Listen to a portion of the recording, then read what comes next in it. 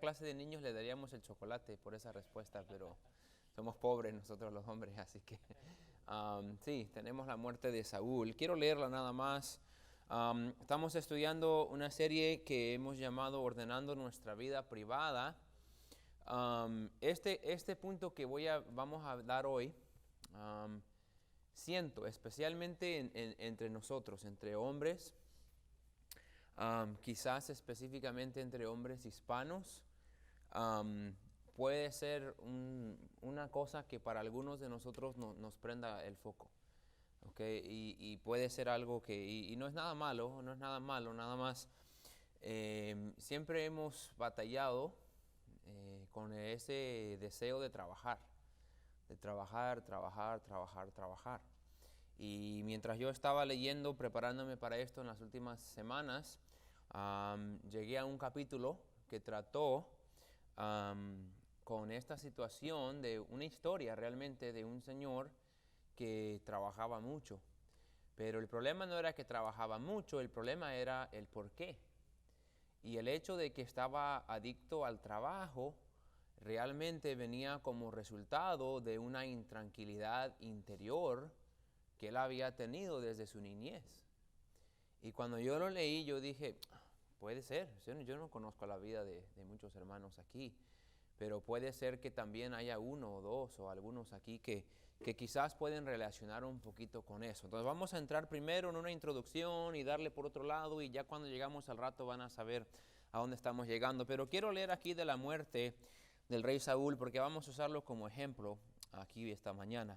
Capítulo 31, versículo 1 al 4, mira lo que sucede. Dice: los filisteos pues pelearon contra Israel, y los de Israel huyeron delante de los filisteos, y cayeron muertos en el monte de Gilboa. Y siguiendo los filisteos a Saúl y a sus hijos, mataron a Jonatán, a Abinadab y a Malquisúa, hijos de Saúl. Y arreció la batalla contra Saúl, y le alcanzaron los flecheros, y tuvo gran temor de ellos. Entonces dijo Saúl a su escudero: saca tu espada y traspásame con ella, para que no vengan estos incircuncisos y me traspasen y me escarnezcan o me avergüencen. Ahora, lo que quiero traer atención es esto: aún en su muerte, Saúl estaba preocupado o motivado o impulsado por cómo se iba a ver. ¿Se acuerdan que casi todo lo que hemos visto los domingos en la tarde, Saúl está tratando de matar a David porque tiene envidia y tiene coraje contra él, y está preocupado de que las mujeres piensan más de él que de mí? Y aún vemos que aún en el momento de morir, él le dice a su escudero: hey, mátame tú, no sea que estos incircuncisos me maten y me escarnezcan, me avergüencen, o no quiero que mi pueblo pueda decir que los filisteos me mataron, entonces mátame tú. El escudero dice, si miran ahí versículo 4, mas su escudero no quería, dijo no. Ahora hay algunos que dicen, ok, pues esto era práctica de la guerra y era común. No era común. Por eso su escudero aún rechazó el mandamiento del rey. Entonces cuando el escudero no quiso, sigan leyendo, dice, mas su escudero no quería, porque tenía gran temor. Entonces tomó Saúl su propia espada y se echó sobre ella. Entonces, muy probable se iba a morir, sí, aunque Dios había rescatado a otros hombres en situaciones mucho peores, sí, no había ninguna evidencia que supiéramos. Saúl podía haber clamado al Señor y podía quizás Dios haberlo librado de la situación. Se ve que estaba en gran peligro, pero Saúl, aún en el momento de su muerte, estaba tan preocupado que no fueran a decir de él que los filisteos lo mataron y que no fueran los filisteos a avergonzarlo, que él mismo se tiró sobre su propia espada y se mató. ¿Okay? Miremos ahí la introducción, ahí el pasaje, aquí en nuestras notas. Saúl fue un hombre con características externas muy buenas. Si se acuerdan ahí en los primeros capítulos de Primera de Samuel, cuando él fue ungido, era de una familia que tenía dinero. ¿Se acuerda cuando fue Samuel a ungirlo? Él tenía muchas cosas, andaba buscando animales que había perdido de su padre. venía de un hogar donde había recursos. También tenía una apariencia muy agradable, decía que era de muy buen parecer, era un hombre guapo, era un hombre que se miraba muy bien. También tenía un cuerpo alto y fuerte, dice que era hombros y cabeza más alto que cualquier otro hombre de toda la nación de Israel. Entonces cuando nos imaginamos a Saúl, era un hombre alto, grandote, guapo, venía de un hogar muy bueno. Características externas estaban ahí presentes. Él era un hombre que exteriormente se miraba agradable, era fuerte, era grandote. Letra B, sigan ahí letra A. Era de una familia, no, ya lo terminamos, perdón. Letra B, ahora sí. Saúl, poco tiempo después de reinar, mostró debilidad interna. Entonces, aunque tenía esas características externas que podía haber sido usado por Dios en gran manera, nos empezó rápidamente a mostrar que el problema de Saúl no iba a ser su exterior, sino iba a ser su interior. Y lo miramos ahí, si miren número 1, la impaciencia, rellenen ahí la impaciencia de esperar a Samuel para ofrecer el sacrificio. Primera de Samuel 13, es la primera vez que Saúl se mete en problemas y Dios dice que sus hijos no van a reinar después de él. Dios dice, yo pensaba establecer tu trono y toda tu descendencia iba a reinar sobre Israel, pero por tu desobediencia Dios le dijo, espera que terminen 7 días y va a llegar Samuel y él va a ofrecer el sacrificio y yo te voy a decir cómo ir a pelear contra los filisteos. Y Saúl esperó casi los 7 días. Pero cuando los 7 días, el 7º día estaba casi terminando y el ejército de los filisteos venía sobre él y el pueblo se estaba desanimando y lo estaba dejando solo, Saúl ya no aguantó y Saúl hizo el sacrificio en vez de Samuel. En cuanto empezó a hacer el sacrificio, ahí viene Samuel en camino y Saúl había desobedecido. Un rey no podía hacer un sacrificio como él lo estaba haciendo, tenía que ser el profeta. Entonces, su pequeñita impaciencia llevó a ese primer pecado contra Dios. Número 2, también le faltó amor genuino para Dios y desobedeció la voz de Dios. Desobedeció cuando Dios le dijo que fuera a matar a todos los amalecitas y él fue, pero salvó a los mejores animales, salvó la vida del rey. Lo que Saúl empezó a hacer es que él dijo, mira, yo sé que Dios quiere que lo haga así, así, así, pero si cambio nomás una cosita acá o una cosita aquí, realmente no va a afectar mucho. Entonces muestra también en su interior que no tenía esa entrega completa o amor genuina para él. Número 3, tampoco mostró que no tenía integridad de aceptar su pecado. Cuando Samuel vino, dijo, en cuanto venía llegando Samuel, Saúl dijo esto, he obedecido la voz del Señor. Samuel dijo, ¿y qué son esas ovejas que yo oigo? Tienen como acento amalecita, porque había traído a ovejas de allá de los amalecitas. Y dijo Saúl, oh no, pues eso los quiso traer el pueblo. Cuando él fue enfrentado por su pecado, él no tuvo la integridad de decir, mira Samuel, es que nomás lo excusó y le echó la culpa al pueblo. Le echó la culpa a ellos. Número 4, no tenía la fe de enfrentar a Goliat.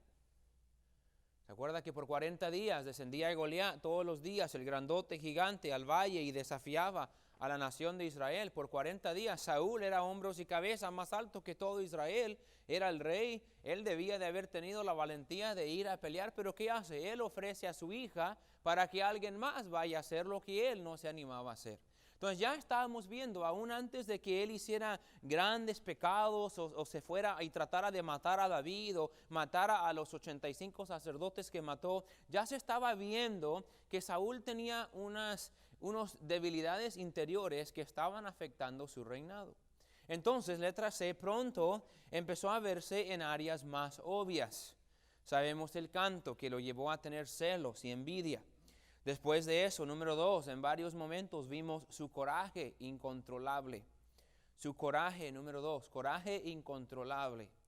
Cuando él en momento de furia, aún David estando ahí tocando el arpa, Saúl agarra esa lanza y se la tira con todo, tratando de matar al hombre que nada más le está sirviendo. Ese coraje, esa intranquilidad en el interior de repente salía. Se miraba eso. Número 3, estaba impulsado, que esta palabra es una palabra en inglés que batallé para traducirla, que la palabra en inglés que usamos es esto, driven. Decimos mucho, what drives you? What drives you? ¿Qué es lo que te motiva o qué es lo que te impulsa?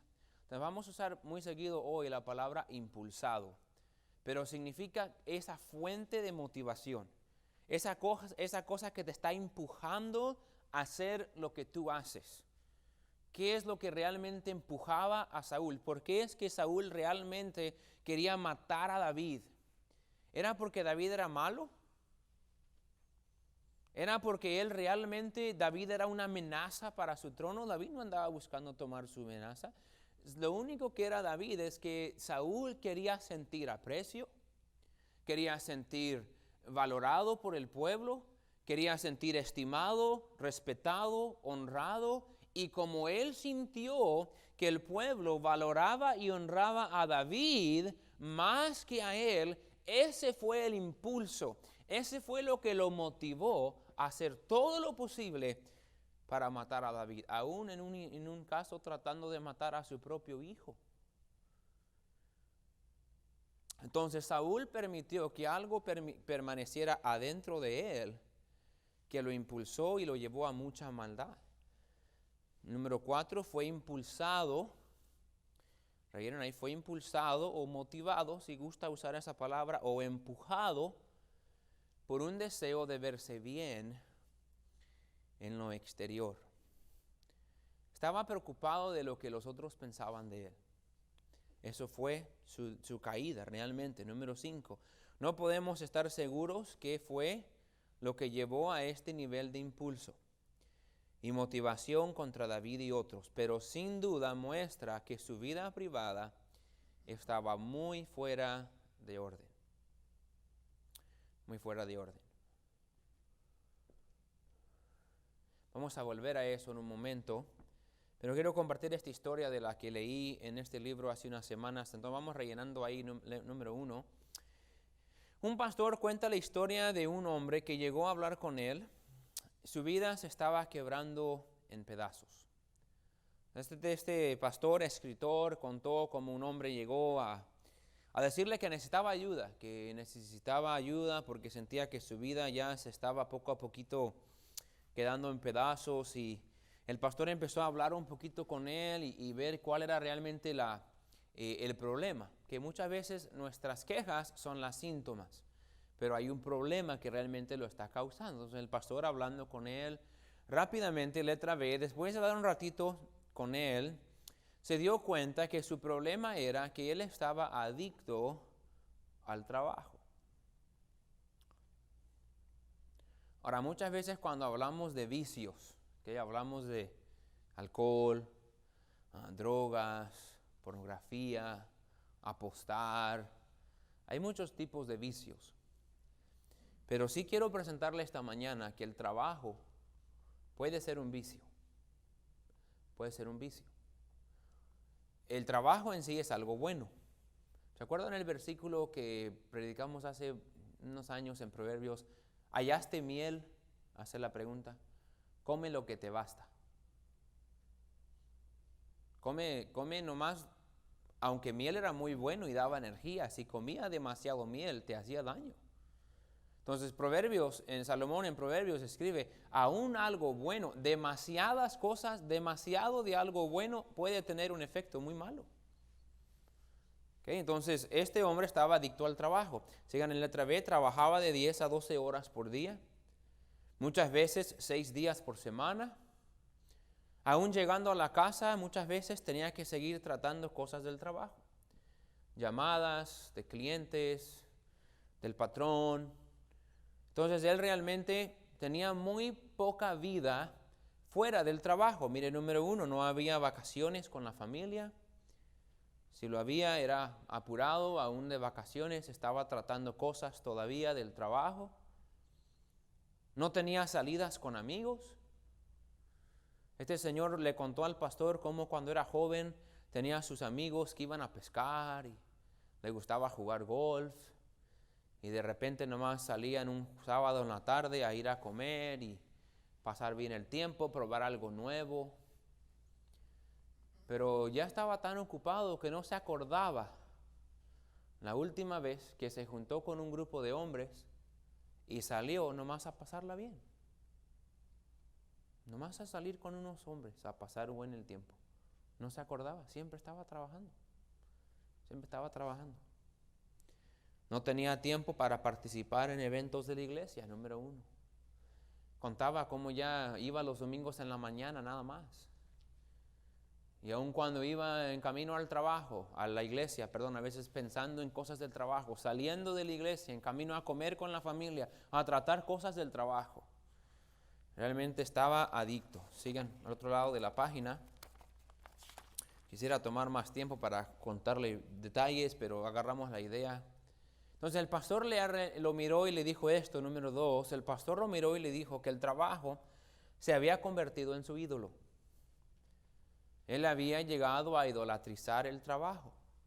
El trabajo era más importante que Dios, que la iglesia, que salidas con su esposa, que pasar tiempo con sus niños, que invertir en otros hombres, que tener amistades con otros hombres que pudieran invertir en él. Realmente su vida había llegado a tratarse del trabajo. Entonces el pastor no estaba conforme ahí. Él dijo, está bien que el trabajo es tu ídolo, ya hemos llegado a eso. Pero eso todavía no es el problema o la raíz. La pregunta es, ¿por qué has hecho el trabajo tu ídolo? Ese fue lo que el pastor explica que fue el momento más revelador de la conversación. Miren letra C. El momento más revelador de la conversación fue cuando él le dijo la razón por la cual el trabajo siempre había sido su ídolo. Dijo esto: es que el trabajo fue la única cosa que yo hacía que causaba que mi padre estuviera contento conmigo.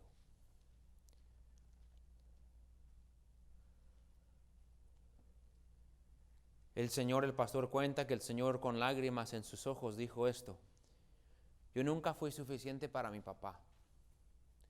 Mi papá vivía para trabajar, vivía para trabajar, vivía para trabajar.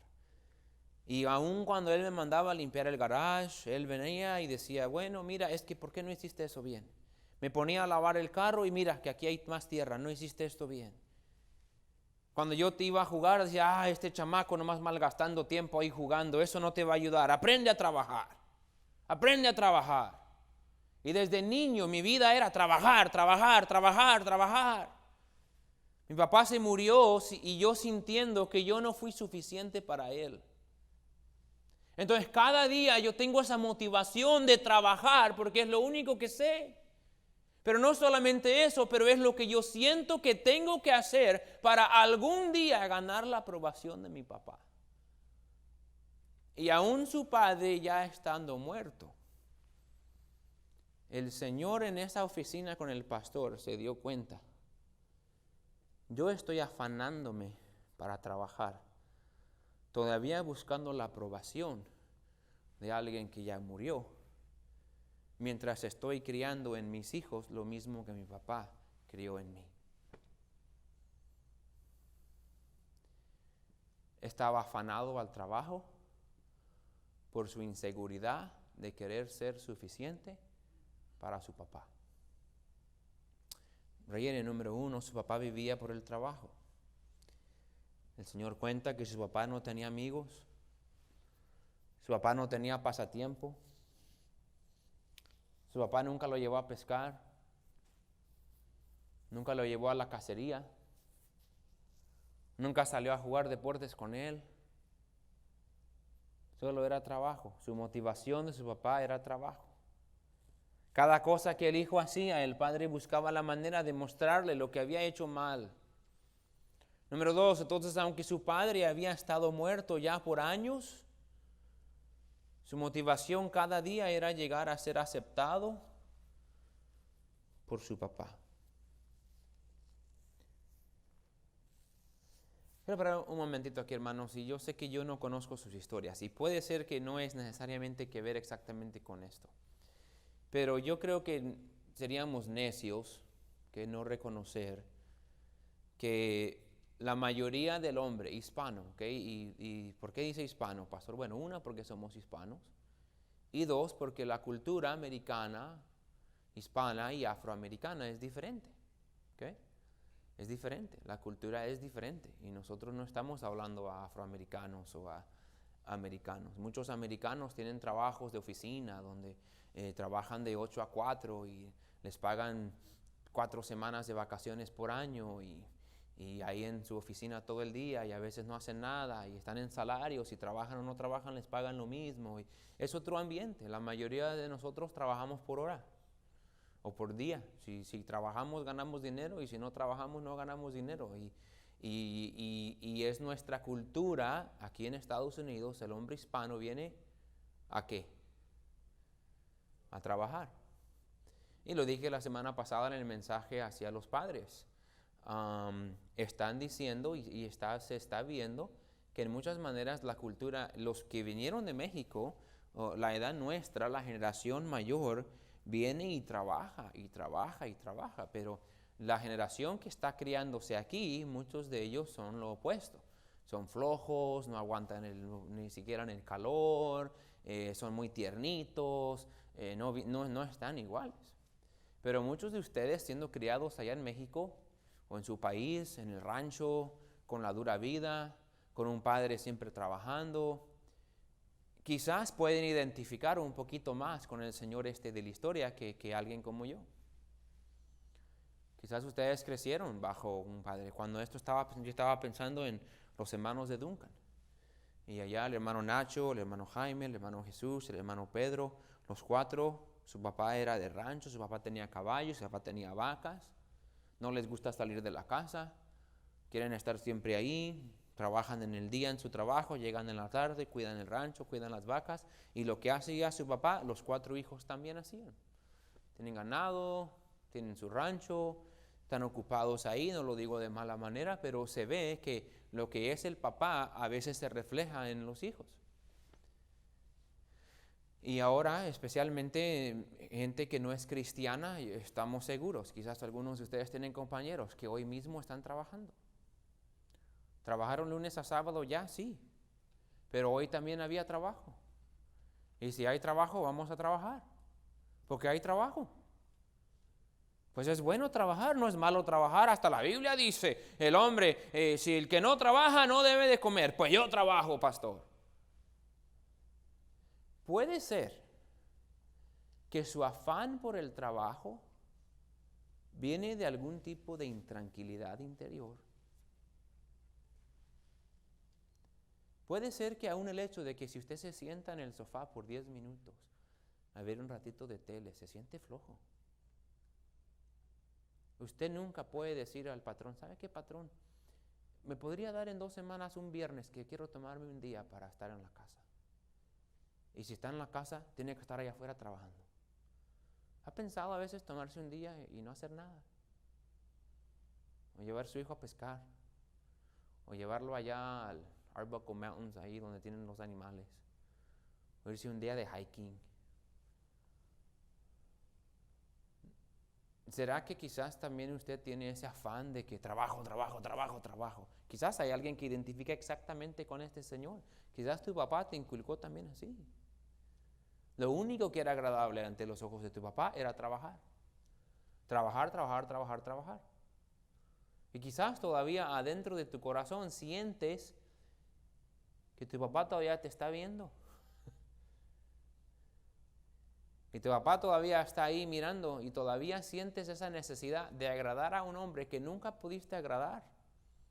Yo no he conocido casi los papás de nadie aquí adentro, pero yo he escuchado historias visitando a diferentes hermanos, hablando con diferentes pastores aquí y en otras iglesias, hermanos también. Yo he escuchado historias de padres que nunca le decían te amo a sus hijos. Nunca les daba un abrazo. Y sí, las niñas necesitan eso, pero los niños también. Y yo estoy seguro que hubo una generación de hombres que en muchas maneras criaron a sus hijos pensando, ustedes nunca van a ser suficientes. Sus papás no estaban ahí para darle seguridad, para decirle, hijo, bien hecho, qué buen trabajo. Ahora, muy probable algunos aquí tuvieron eso, y gloria a Dios que lo tuvo. Yo estoy hablando en general, que quizás algunos aquí sintieron eso y sintieron que aun cuando tuvieron 15 años, 16 años, 18 años, se fueron de la casa, quizás aún de hombre, todavía sientes que tienes que mandar cierto dinero para atrás y tienes que mostrar que tienes cierta vida aquí para que tu papá mire lo que tú estás haciendo y diga, ahora sí, hijo, ahora sí. Ya tu papá sigue vivo y todavía sientes esa presión de que tu papá venga a tu casa y vea la tele que tienes y que vea la troca que tienes y que vea la familia que tienes y las cosas que tienes y tú puedas sentir que tu papá va a decir, ese es mi hijo. Y quizás eso creó en ti una intranquilidad adentro, que es la motivación de tu afán.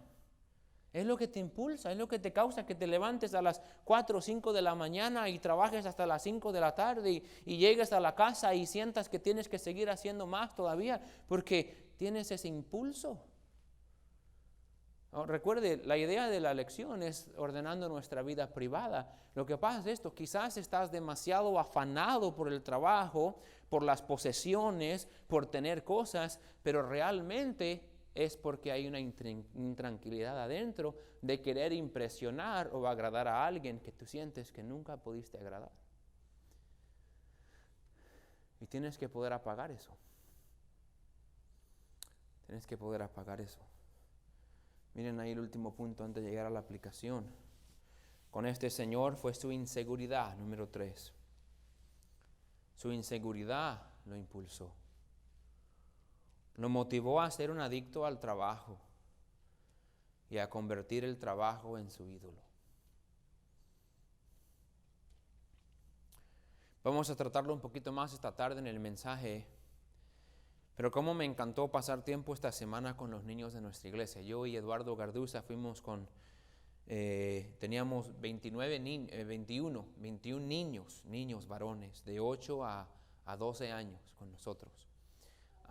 Desde el lunes que nos fuimos de aquí, que nos fuimos a las 10:30, hasta el viernes a las 2:30 que llegamos para atrás, yo y Eduardo éramos los papás de 21 niños que andaban corriendo en arena, corriendo tras marranos, jugando dodgeball, jugando kickball, haciendo muchísimas cosas.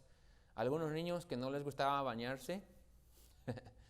Algunos niños que para el primer día dijeron que ya habían usado todos sus calzoncillos, sus calzones.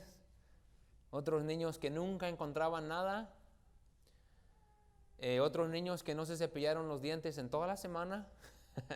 Estuvo gracioso porque el pastor que estaba enseñando tomaba bastante tiempo y de repente hacía una lección cortita y luego quería hacer un canto antes de entrar en el mensaje. Y él decía, ok, todos los que se cepillaron los dientes, si has cepillado los dientes algún tiempo desde que llegaste al campamento, pues párate y canta este canto. Y la idea era pues que todos se pararan, ¿verdad? Y se quedaron como 3 niños ahí sentados. Y los miré y dijeron. Y todos los miraban y nomás nos reíamos. Y bueno, pues son niños, ¿verdad? Muchos de ustedes también quizás de niños hacían eso. Pero una cosa puedo decir. Okay, y nunca llevamos los niños para estar mirando debilidades y todo eso, pero todos los niños, incluyendo el mío, ¿sabes qué dije? Cada uno de estos niños necesita más tiempo con su papá. Cada uno. Necesita que su papá le dé más atención. Pero que le digo algo, los 21 niños son buenos niños. Algunas veces tuve que regañar a uno, no les voy a decir quién, y quizás no es uno que quizás nadie pensaría, pero ahí en el baño habían como 8 toilets y 2 mingitorios para hacer pipí. Entonces estuvimos devocional en la noche y les dije, mira niños, entré hoy, estaba mirando y casi todos los toilets tenían orina arriba de todos los asientos. Le dije, todo cochinero. Cuando vayan, le dije, levanten el asiento, no es como que están tan altos, le dije, están ahí cerquitas para andarle fallando. Entonces dije, ¿podemos hacer eso? Sí, podemos. Ok. Un consejero que estaba en nuestro dormitorio de otra iglesia se estaba bañando. Todos los nuestros ya estaban ahí, no había nadie más en el baño. Y uno de nuestros niños entró en la regadera, se bajó el pantalón y se hizo pipí en la regadera. Y se salió. Y el consejero salió y lo vio. Teniendo 8 toilets y 2 urinals ahí, entró y hizo pipí en la regadera. Uno dice, ¿por qué haría eso? Ahora, es niño travieso. ¿Cuántos de ustedes hicieron cosas travesuras cuando eran chiquitos? ¿Nadie? ¿Ok? Pero me quedé pensando esto. Necesitamos más tiempo con nuestros niños. Su hijo necesita que usted tenga el mismo afán para criarlo a él, para ser un caballero, para ser un hombre, para ser responsable, para ser amable, que le dé ese mismo afán a él que le da su patrón. Y si tuviéramos ese compromiso con nuestros hijos como tenemos con el trabajo, si éramos tan detallistas con nuestros hijos como somos con el trabajo, nuestros niños serían diferentes. Pero muchas veces nuestro afán por el trabajo es lo que estorba en nuestra familia. Y quizás nuestro afán por el trabajo es por una inseguridad interior que sentimos una carga de tener que hacerlo para agradar a alguien más. Quizás alguien en nuestro pasado. Quizás es tu papá, quizás es tu esposa. Quizás nada más es otros hombres, pero vamos a aplicarlo rápidamente. Letra A. Muchas veces somos impulsados a esforzarnos de más, esforzarnos más de lo necesario en lo exterior por algún tipo de intranquilidad en lo interior. Quizás es inseguridad, que eso fue con Saúl fue su inseguridad. Él no podía aguantar que ellos honraban más a David y respetaban más a David, y esa inseguridad lo impulsó a matar a 85 sacerdotes, a tratar de matar a su hijo, a tratar de matar a David, a acabar suicidándose para que nadie pensara mal de él, que lo mataran los filisteos. Esa inseguridad en su interior que él nunca pudo conquistar, lo conquistó a él. Hermano, si usted batalla con inseguridad, usted va a ser celoso, usted va a ser sentido, usted va a ser impaciente. Tiene que ordenar eso, tiene que pedir a Dios que le quite eso, que le ayude a vencer eso. Número 2, el orgullo. El orgullo interior. Ya ese cheque de 1,200, aunque pague todos los biles, tú quieres más. Tú quieres ese cheque de 1,500. De 1,800, ese cheque más grande todavía, porque mientras más tengo, más puedo tener, y mientras más tengo, más me siento, y quieres mostrar que tienes, y ese orgullo te está motivando o impulsando a ser un adicto al trabajo. Un sentir de fracaso, número 3. Este señor contó cómo su papá le decía, you're a loser. You're a loser. Son, you're a loser. You don't do anything good. You're a loser. Y este señor que hablaba con el pastor se sentía como fracaso. Yo no sé, quizás tu papá te insultaba, quizás alguna vez te dijo, no sirves para nada. Todavía traes eso ahí. Todavía traes eso, te sientes como un fracaso en los ojos de tu padre. Te sientes como un fracaso. Ese sentir fracaso pone esa motivación en ti de que tú siempre te levantas cada mañana con la motivación de que yo le voy a mostrar. Yo le voy a mostrar. Y ese afán te lleva a sobrepasar en tu entrega al trabajo. Por probarle algo a alguien, tienes que probar lo que tú eres. Quizás número 5, un deseo de superar a otros. Quizás una competencia con tu hermano, con tu hermana. Te sientes en competitivismo. Esta persona insegura, esta persona impulsada, escúchame, mira todo como una competencia. Aún se para en el semáforo y tiene que salir antes que aquel. Toda su vida es una competencia. ¿Por qué? Porque está impulsado a querer probar que es mejor. En los deportes, demasiado competitivo. En cualquier cosa de la vida, demasiado competitivo, porque está impulsado por un deseo de tener que superar a otros para sentirse aceptado él. Te va a arruinar.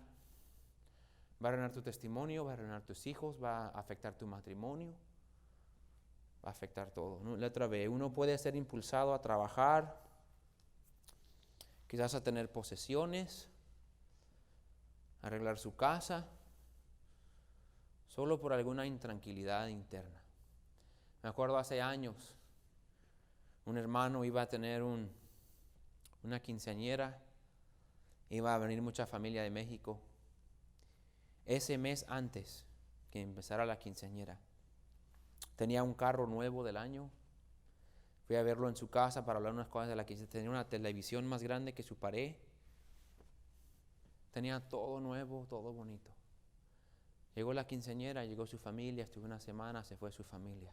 A las 2 semanas ya tenía todo lo viejo otra vez atrás. Ya había vendido el carro, ya había regresado la tele porque tenía 30 días en la Walmart para regresarla. ¿Qué estaba haciendo? Iba a llegar la familia y tenía que mostrar que en la gran USA le iba bien. Tenía que gastar miles en una quinceañera nada más para comprobar. Miren, la estoy haciendo. Eso no es nada más de casualidad, eso viene de alguna intranquilidad aquí, que te lleva a hacer cosas en lo exterior que uno dice, ¿qué estás pensando? ¿Por qué lo estás haciendo? Porque hay algo aquí que te está impulsando. Letra C, también puede ser impulsado en lo espiritual. Lo espiritual por razones de intranquilidad interna. Hay pastores, hay miembros de iglesias que quieren ganar otra persona para Cristo, quieren hacer otro edificio, quieren comprar otra van, quieren contratar otro asistente, vamos a hacer otra cosa, porque todo es una competencia. Es una competencia contra otra iglesia, contra otra familia, contra este hermano. Tengo que mostrarle al pastor. Y aún hacer cosas para Dios puede ser un impulso carnal de ser aceptado.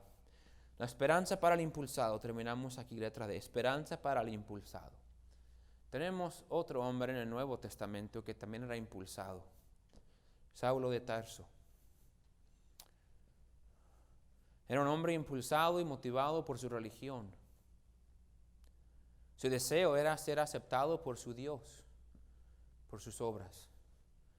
Saulo de Tarso estaba tan impulsado que él dedicó su vida a ir a buscar cristianos, a cazar cristianos y arrestarlos y encarcelarlos por su motivación, por su fe, pero por agradar al Dios que él pensó que estaba agradando con ser fiel a su tradición. Pero Saulo cambió. Miren, número 2. Eso cambió cuando él fue llamado a ser siervo de Dios. Esta es la diferencia, ¿ok? Tenemos que ser breve aquí por esto. Usted puede vivir como un hombre impulsado por intranquilidad interior, o puede vivir como un hombre llamado con paz interior para cumplir el llamado de Dios para tu vida. Pablo era impulsado por agradar a su Dios por su religión, pero cuando fue llamado por ese Dios, ahora él tenía celo de servir a ese Dios porque tenía un llamado. Miren letra número 3. Necesita realizar y enfocarse en el llamado de Dios para su vida, en vez de enfocarse en las cosas del pasado que le impulsan. La pregunta es esta: ¿está viviendo como un hombre llamado o como un hombre impulsado? Denme un segundito, no se desenchufe todavía. ¿Está viviendo como un hombre impulsado? Otro billete, otra casa. Quiero mandar tanto para allá. Quiero un día regresar a mi país y comprar esto. Y tengo que juntar más. Y tengo que juntar más. Y tengo que tener esto. Escúchame, el hombre llamado dice: Dios me salvó. Dios me llamó a ser un discípulo de Cristo. Yo tengo que vivir mi vida para cumplir el llamado de mi Padre Celestial. El hombre impulsado tiene intranquilidades aquí que lo impulsan a afanarse por cosas terrenales. Quizás sí, para agradar a su padre terrenal. Quizás nada más para impresionar a otros. Esta es la idea, hermano. Si usted está viviendo como un hombre llamado, su prioridad van a ser las cosas de Dios. Si usted está viviendo como un hombre impulsado, vas a dejar que las cosas como el trabajo, el dinero, las posesiones, aún a veces el descanso o los juegos o las vacaciones, esas cosas aún te quiten de tu llamado porque estás viviendo por impulso de alguna intranquilidad. Entonces pregúntese, yo tengo algún sentimiento aquí, algún sentir de fracaso, alguna inseguridad, algún orgullo. Siento que tengo que probarle algo a alguien. ¿Será que la razón que me afano tanto es porque yo en mi interior me siento intranquilo? Voy a darme cuenta que Dios me ha llamado a servirle a Él, y cualquier sentimiento que tengo hacia el pasado se lo voy a dejar al Señor, y yo voy a vivir para agradar a un solo Padre, que es el Padre que me llamó a ser discípulo de Él.